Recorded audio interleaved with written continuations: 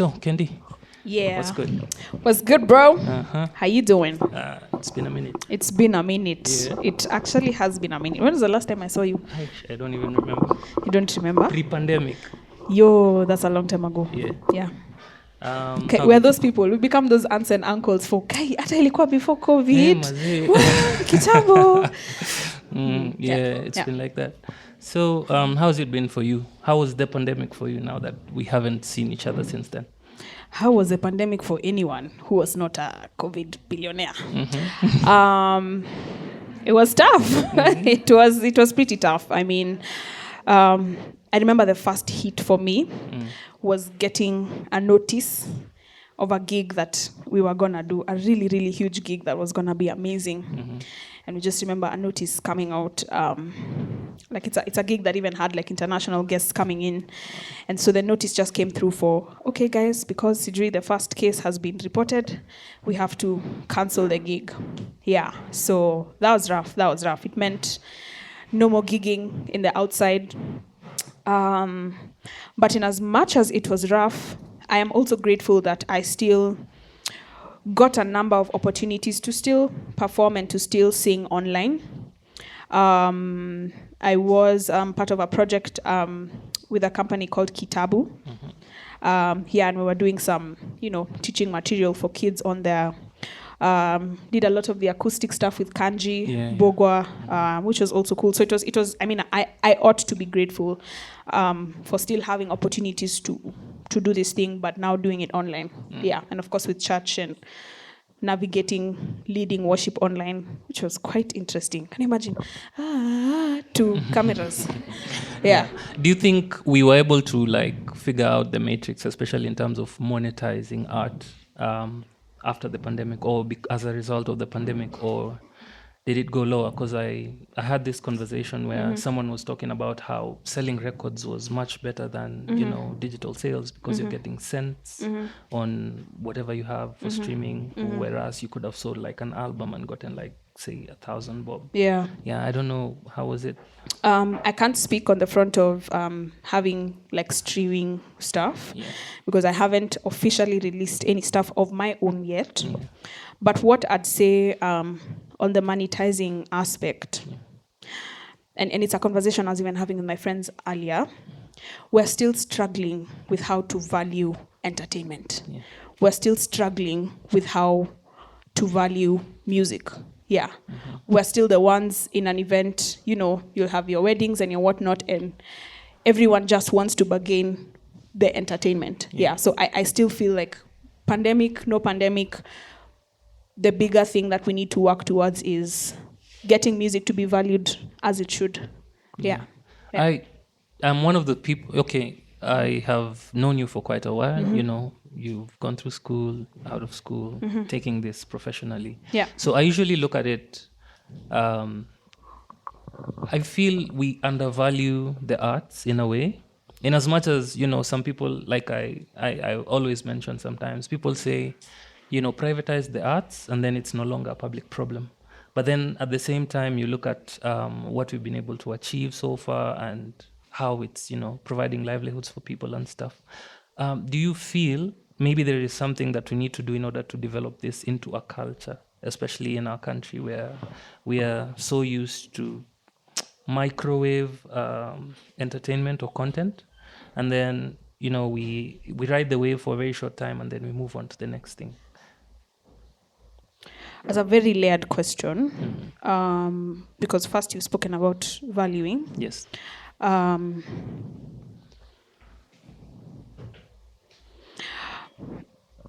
can tell you the things that I feel should be different or can change. Yeah.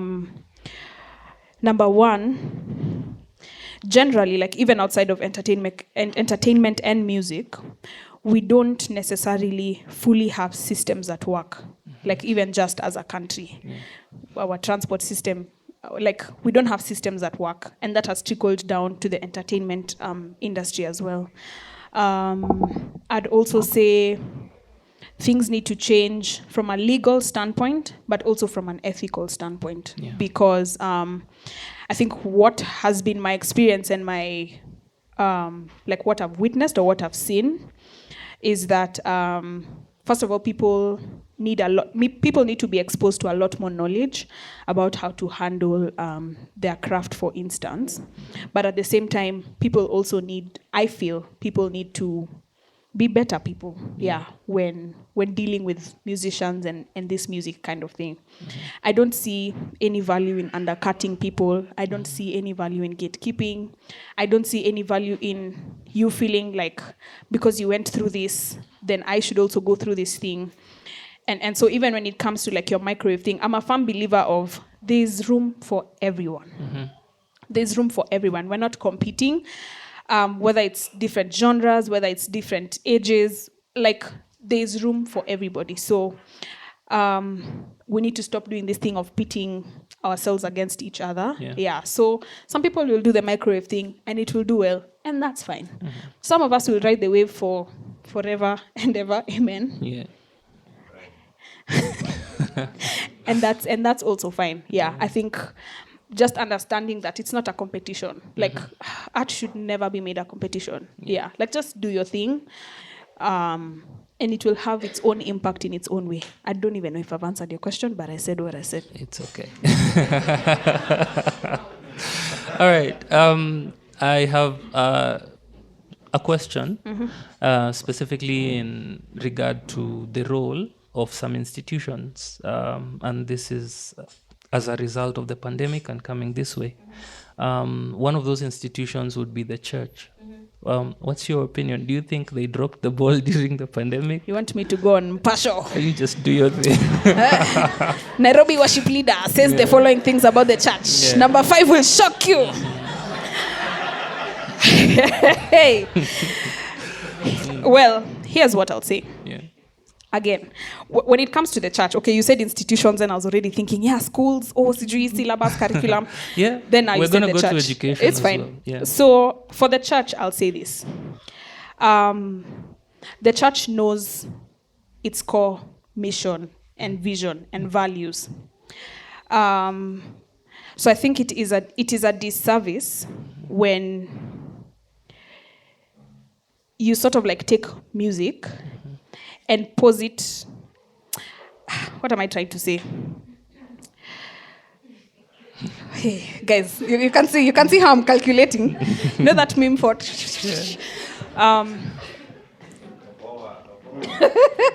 we will edit this segment out. You'll edit this, and that's what you'll say. And then this will be the promo.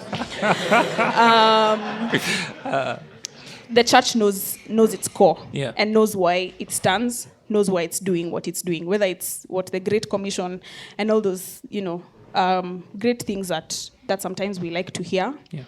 I think the church should just be genuine. Because what I've seen is that music has sort of like, it's like imetengwa, like there's a part where, okay, you guys, the creatives, this is where you fit. And then us guys, this is the direction of the church, and this is where we're going. And why I'm now saying the core value, if the church's greatest calling is for people or to people, then musicians are people. So do the math. Do the math. Do the math. Acha niachie hapo. You didn't go into whether worship leaders should be paid or not paid. You see, they even know. They really know. Your way is correct. All those things are correct. They should be empowered. I mean, hey, apana, this one is tricky, but I'll say what I need to say.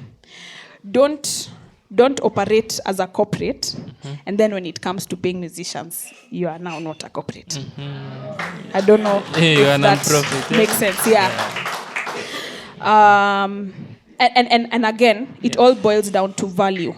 So for me, it's not even really about being paid, because the truth is, if I was to maybe like apply my rate card like to the church, they're not gonna pay me my rate for singing every Sunday.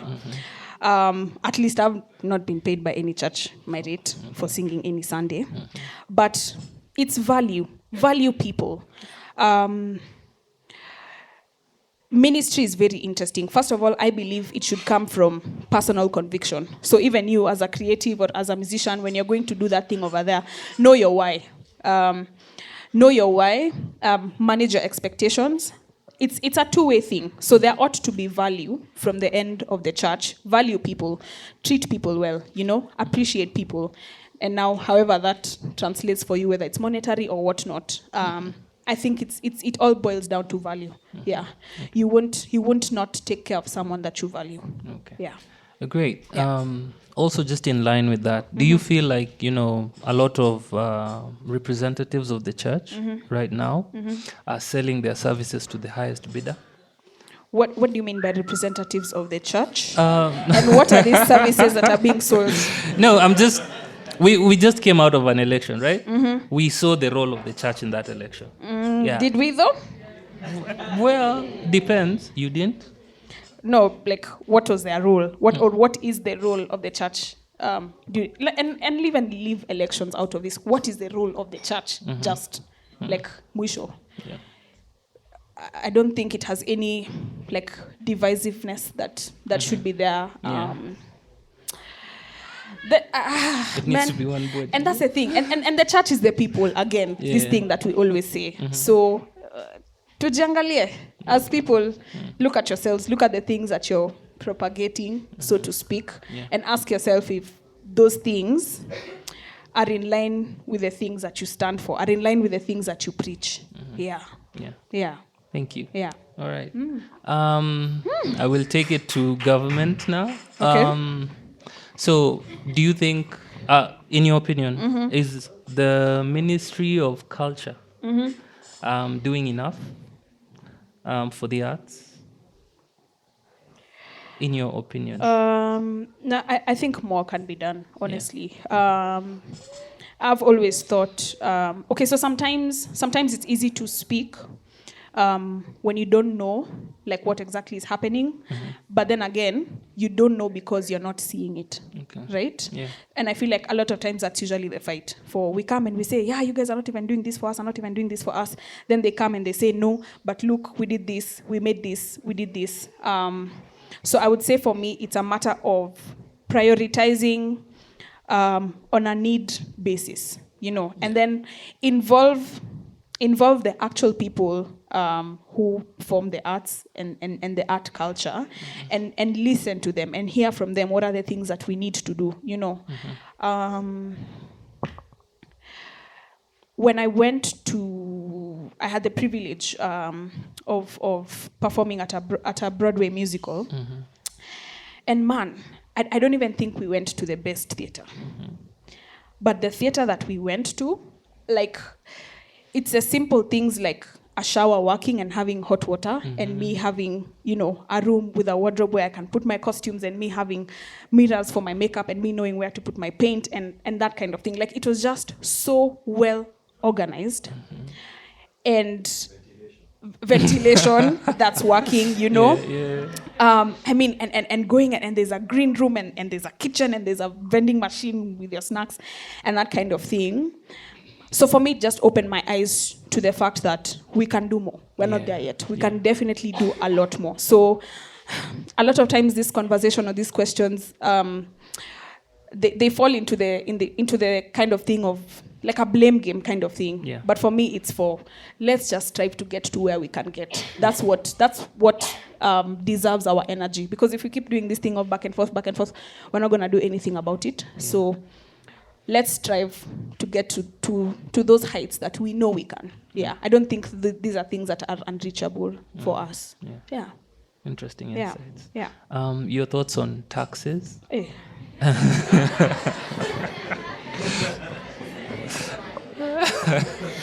Give to Caesar what belongs to Caesar. That's all I'm going to say. But man, we're having it rough out here, man. Vitu zinapanda. Let me just say it the way the typical Kenyan would say it. Yeah. So, what's this saying about? I don't even know how to say it. Like, inakuumiza pale inakuumia. I don't even know if that's a saying, but everyone knows how the current state of things regarding taxes, as you're asking, everyone knows the impact that it has on them on a personal level. But of course, there's that general sense of the fact that things are only getting tougher and tougher. Yeah, and the hope is that that can change. Yeah, the hope is that that can change. Yeah, yeah. I think we deserve, and this is gonna come in my next set. And this is why I wrote songs like Nyumbani. You know. I want a future where my dreams are safe and nothing can stop me. Yeah. A land where peace and love abounds in every heart. Let that be a language, let that be a song. So if you love your country as a taxman, then we'll see that love. Yeah. I don't know. Yeah. Yeah. Interesting. Yeah. Okay. Okay. I want to take you in a different direction. Go ahead. And this is in regards to basically IP and stuff like that. So Ed Sheeran. So I want to ask about the. He was freed though. He was freed. Love you, Ed Sheeran. So Come for me. I understand that a lot of times creatives create in isolation. Yeah. And then you share whatever you've created in Yeah. isolation with the world. Yeah. But then it is very easy from someone who's looking at you from the outside Yeah. to judge you Yeah. according to what they hear. Yeah. Or the specific segment of what you've created Yeah. that they connect with. Yeah. So maybe someone was just listening to a song and then they listen to another song and they're like, yo, I think the chord progression is the same. Yeah. I think there's like, syncopated chords that are similar in the way that they come out. Do you feel that it's okay for artists to borrow from, be influenced by something? Yeah. Like, where do you draw the line between influence and plagiarism? So you see, the thing is, and whoa, good on you for taking me to my legal days. When you're studying law, for instance, Yeah. a lot of times you start approaching things from an ethics and morals perspective. Yeah. And so the reason why all these IP things, intellectual property and rules governing that area are there is again because people are people. It's because once there was freedom, Yeah. and then that freedom was abused, or rather once there was freedom and then something happened that was defined as abuse of that freedom, and that's now resulted in there being a need for some sort of rules and some sort of governorship. So for me, I'd say, again, my deepest desire has always been, like, just do the right thing. Again, I said earlier, there's room for everyone. But unfortunately, that's not how the world works, or that's not very well received in the world. So you might find someone who's borrowing or extending from something that has inspired them. But then you'll also find this other side of someone who's borrowing because they're exploiting and they want what this person got from what they did. So how do you put these two people in the same world? Yeah. So yeah. Do you feel if probably Ed Sheeran was still playing in clubs, this would have been an issue? Like if he didn't blow up? Well, no, not really. Not really. Yeah, not really. I don't think so. Okay. Yeah, yeah. All right. Also in line with that, there was a court case of some sort, and Nonini was suing a content creator for using his content without attribution. You're just giving me partial content.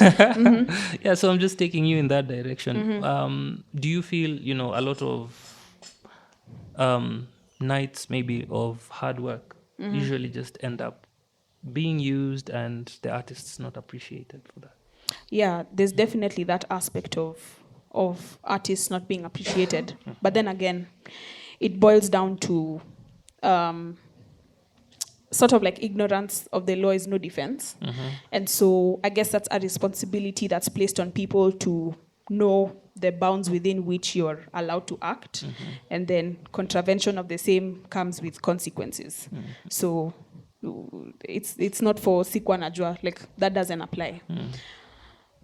So yeah, but you said, you asked if artists are not appreciated. There's definitely an aspect of that. Yeah, yeah. Artists can and should be appreciated a whole lot better. Yeah, All right. yeah. What are your earliest interactions with music? Earliest interactions with music. Yeah. I believe, and I always say, I started singing at around the age of 4, 5. I remember singing in school. I remember singing at church. I definitely also did it because I was following my mom. So my mom would sing and still sings at church. Yeah. And so instead of going to Sunday school, sometimes I'd skype Sunday school and go to my mom's rehearsal. And she was in this group, and they had a file that had like 1,000 songs that they would, pick a song and rehearse and whatnot. So I'd just sit in the back in the corner. She'd make like a fort for me with chairs, and I'd sit inside it and I'd learn the song with them. And then on Monday, I'd go shine with the song in school for, hi guys, I have a presentation. You are those ones? I was those ones. Oh, yeah. Confidence has never been a problem for me. Okay. Yes. All right. But yeah, again, and it's just because of how passionate I am about it. Nothing sinister, nothing out of pride. I'm super passionate about this thing because, yeah, of those early interactions. I remember singing in school. I remember being on top of desks with hairbrushes and, we were doing concerts. Let me tell you something. Yeah. We were really doing the most. Yeah, good times, those ones. Great. Yeah. Okay, before I get into these questions, any other people with more questions, you can send them forward. No more legal questions, please. All right. I will ask about the EP. We You're personally, shouting. I feel like you owe me some music. You're shouting. Yeah. So, when? You can hear Njora laughing in the background. Jora has been dropping songs, yani. Right? Yeah. Give it up for Njora. Woo! It's the most amazing thing to watch. Like seeing Njora exploring that musical side. Yeah. Where? But yeah. So here's what I'll say. Hakuna expiry date. Okay? there's nowhere that it's been written that I have to release by this time. But then again, I'm also coming to learn that because initially I would take it as pressure and I'd be like, why are you giving me pressure? Like, I'm happy to perform live. I'm happy to be on people's projects. That doesn't mean that I'm any less an artist. That doesn't mean that I'm any less a singer. But I'm also learning to understand that sometimes that incessant asking is because people are enjoying, people want, tangible parts of my music to go home with, to shower. Yeah. Sorry? Ringtones. Yes. Love you, babe. Yeah. So I'm slowly, coming to understand that, slowly getting to that place where I'm actually now, settling and having peace in that decision. Because again, for me, that was the biggest thing. I just never felt at peace. And I don't know how to do things that my heart hasn't fully settled on. Okay. Yeah. So let's pray and hope together. Really hoping that before this year ends, I can have some stuff out. Let's see how that goes. And then again, just also to share my heart about this, because a lot of times maybe you don't get to share this with people when they're asking. Your creation is like your baby. Yeah. And you don't just go and drop your baby anywhere. You want to take your baby to the best places. You want your baby to go to the best schools, to have the best experiences. And that's just what it's been for me. I sit with a song and I'm just like, okay, who will produce this to the exact form and, standard of excellence that I desire? Who will capture this video and capture the essence of my heart when I was writing this song? Where will those resources come from? Is another thing. Yeah. So, sorry, what did you say, Jara? Another question. Yes. Yeah. All right. Yeah. So I'm seeing EOP people over here. See them. Woo! Watu wa EOP wanajijua. Yo, you guys who don't know EOP, tukutane pale nje. Anyways, so I'll go into these questions. Yes. So someone is here. I can't read it in their voice, so I'll just say, so how do you feel the space of advocacy for women in the music industry has grown or is growing? How do you feel the space for advocacy for women in the music industry, has grown or is growing? Yeah.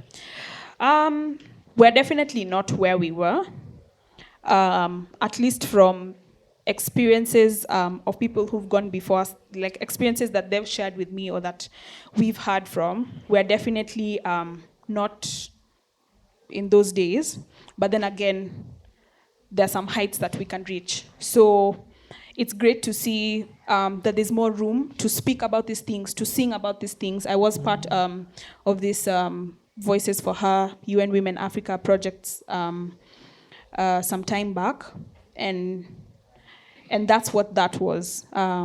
Just reminding women out here that, yes, there are people who are actually willing to use their voices, to use their gifts, to speak out for you and to fight for you. Yeah. Okay. All right. I will go to the next one. This is like a series of It's questions. giving multiple choice. It's giving just mark. Yeah. So If how you know, did you know.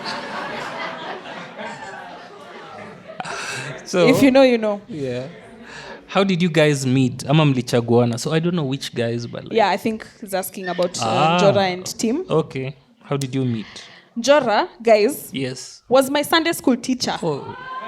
Imagine, like, Njora alinifunza Sunday school. No, but really. No, it's true though. We met in the church that I grew up in. So yeah, I met Njora first. Njora is that guy who my mom would call when my brother and I are fighting for Ebu ongelesha, talk to these ones and sort them and fix them, sort them out. So Njora has been extremely instrumental in my musical life because I started singing at Eve of Poetry. Mm-hmm. That's where I started singing professionally. And I will never not appreciate Njora. Mm-hmm. Another crying moment is coming. Flowers. I basically owe Njora my music profession. And I say this because Njora took a bet on me. So there was this concert with Kenyan greats, and I think someone dropped out like 2 weeks to the gig, and so there was a gap and someone was needed. And Njora has the nerve to go to the wakubwas of this gig and say, listen, I know this chick and she can sing, and if she comes and she doesn't do well, then don't even pay me my money. Wow.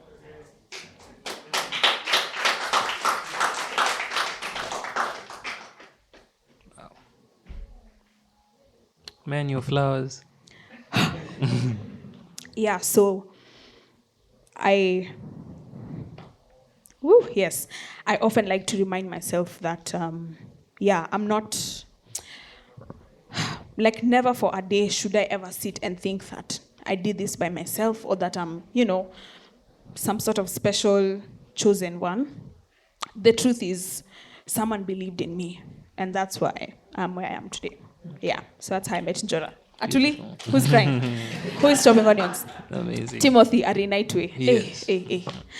Tim, we met, you remember those days, so guys who are in the Kenyan system, when you finish high school and your parents need you to do something to keep you busy, and this will either be French at Alliance or ICDL at Pension Towers. Yeah.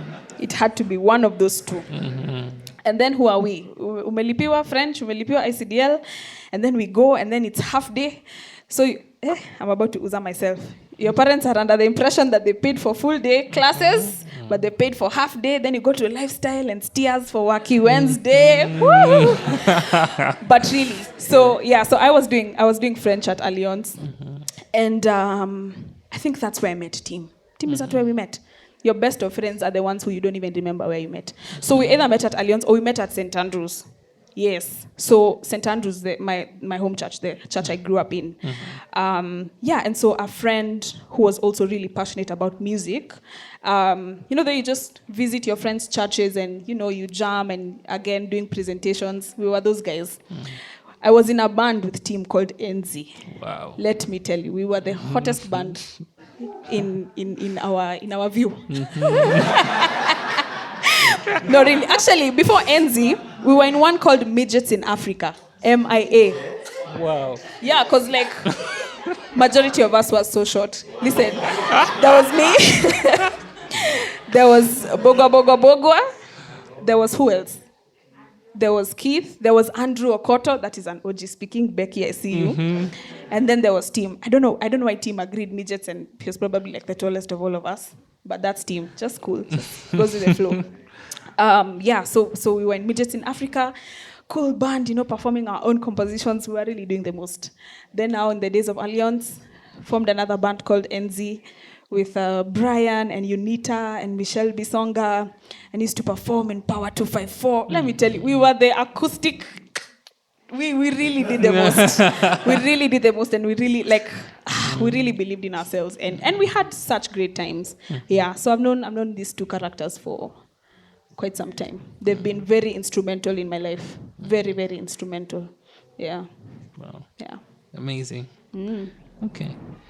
The last one is not the last one. So how do you protect or keep your voice from getting spoiled? Okay. Hydration is key.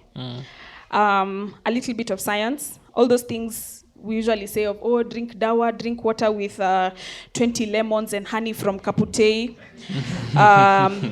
What you ingest doesn't go directly to your vocal folds. However, things like water, and scientists correct me if I'm wrong, will go to your bloodstream, I think, and then flow through your body. And so that's how your vocal folds are hydrated. So at least water is that direct, or even steaming, for example. But I'd say hydration, rest. What else? Singers in the house, give me this tip. Practice. Oh yes, practice for sure. Consistency.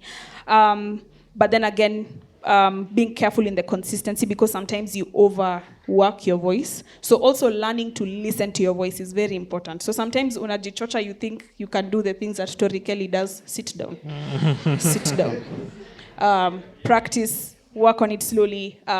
Give yourself grace. Yeah, give yourself grace. I think that's what I'd say. Yeah, and then there's a comment, though I will try and read because, so I'd love to sing along with you someday, even a stanza or a chorus. Okay. So Song Mirrors or any other popular songs. Okay.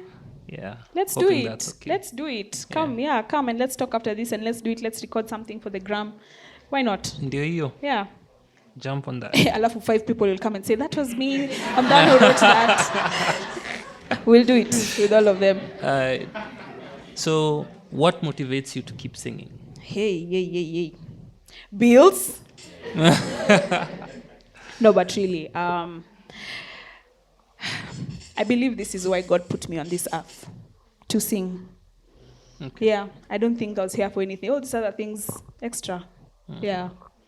I remember a very pivotal moment in high school, and because I would sing in school a lot, and someone just walked up to me and she was like, when you sang that song today, I felt healed. And that was like very shocking to me, because I didn't understand how, for me, this is just something that I'm so passionate about. But with time, I've gotten to understand the impact and what this thing does for people. And I think that really keeps you going. To hear that someone appreciates something that, came from your heart is everything. Yeah. That and bills. And bills. Okay. So through that teary moment, emotional bliss, got me feeling supported, but wanted to know, how does Kendi get to do life? Get by when pain feels heavy. Okay. I sleep. Listen. When, sometimes life gets to that place where I'm just like, you know what? Everything can deal with itself until I wake up. Wow, that's... you're actually so right. You're actually so right. Because what people don't know, so I have an alter ego, if you're not aware. Okay. You know the way Beyonce has such a fierce smell, Spiri Swiri. Oh. But what people don't know is that Spiri Swiri was birthed out of my most painful life experience. Yeah. And I don't want to sound like weird for making humor out of dark things, but it was an escape for me.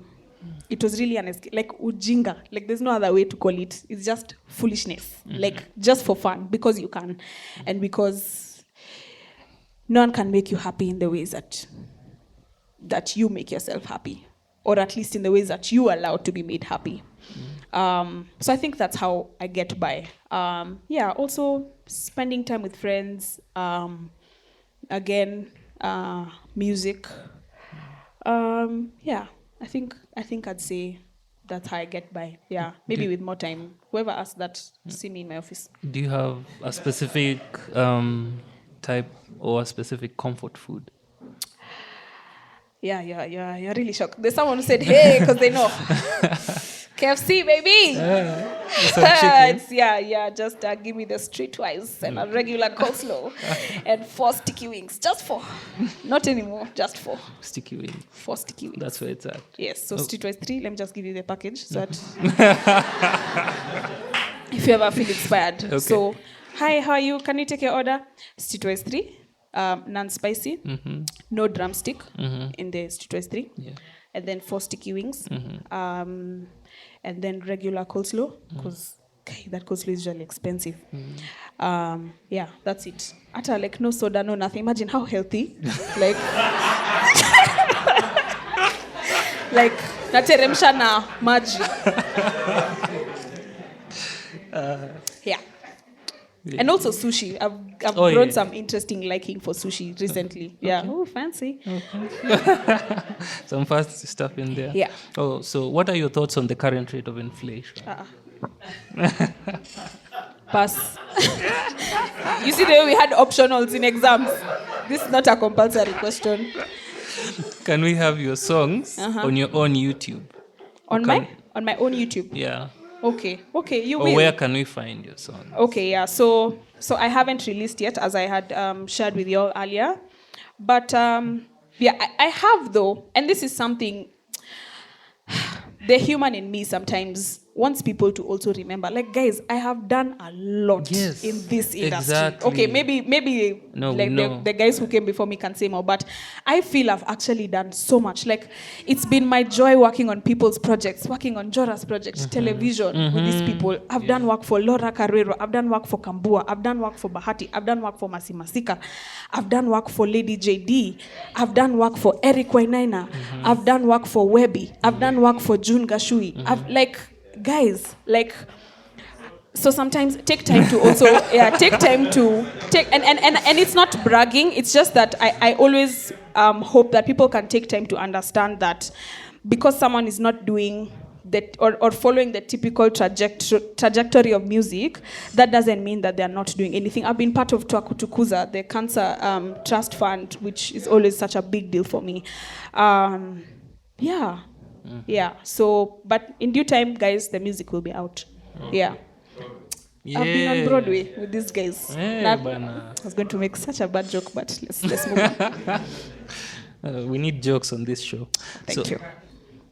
So how has your music journey been in terms of your voice? Do you feel a bit different from your previous or earlier performances? Yeah, quite interesting. Recordings are some of the things that... recordings will show you things. Sometimes you listen to things you've done, you're like, who was that? And sometimes you listen, you're like, who was that? But yeah, I do feel my voice has definitely transitioned. I'm also, for me, learning my voice is a constant thing. Sometimes feedback from people also helps, because sometimes you might not recognize it yourself, but someone will come and tell you, goodness, the way you sang that song this time and the way you sang it back then was different. Or someone will come and say your voice has grown, and that kind of thing. So the journey for me has been quite interesting. I'm still learning the things that are good for my voice. Stress is not good for your voice, guys. Like in any form of stress. So again, I always say, learn your voice and know what your voice requires. Know when you've pushed it too much. Know when you can do a little bit more. Just sit down with your voice. If people did this instead of competing and tried to replicate what everyone is doing, tungekuwa mbali. Nice. So when you write, do you like to start with the melody or the lyric? I was spoiled by Eve of Poetry and by people like in a team, because Tim is the guy who would send you, like a whole recording, and then I was like, write to this. So I feel like that basically became my form of writing. So I like to hear something first. I like to hear an instrument first and, figure out how it's going and then now write to it. Rarely, I don't think, of all the stuff I've written, I have, how you have like some random recordings in your phone, you're in the bathroom or you're driving or you're doing something somewhere, then you're like, that's a really nice idea. Mm-hmm. So you take your phone and so there are those moments, but for me primarily, I prefer to have an instrument and a sort of progression first before I write. Yeah. Okay. Sounds good. How does your essence or sense of fashion fit with your music? And how was it inspired? Okay. Today or usually? Just to be clear. Assume you've been on multiple stages. Okay. Yeah. Love it. I like to say that in another world, if I was not singing, I would be some form of fashion designer. Yeah, Najamini, guys, gotta believe in yourself. But I'm really passionate about fashion. I think I got this from my mom. My mom was those moms for, you can't even go to the shop looking crusty. Excuse me. Proper dressing. Yeah, my mom bought me my first halter top, my first hipsters. Love you, mom. Mm-hmm. But I've always been passionate about looking good. Yeah.